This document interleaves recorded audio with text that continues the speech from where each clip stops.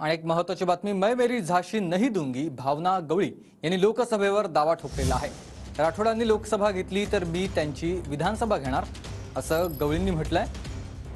तर 48 पैकी एक लोकसभेची जागा बंजारा समाजाला मिळावी असं इंद्रनील नाईक यांनी म्हटलेलं आहे।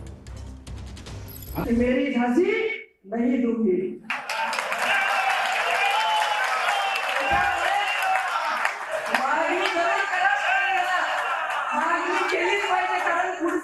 आपली शीट असेल ती पक्कम करायची असेल भक्कम करायची म्हणून मागणी करायची। संजय भाऊ, तुम्ही जर लोकसभा घेतली तर विधानसभा तुमची मी घेणार।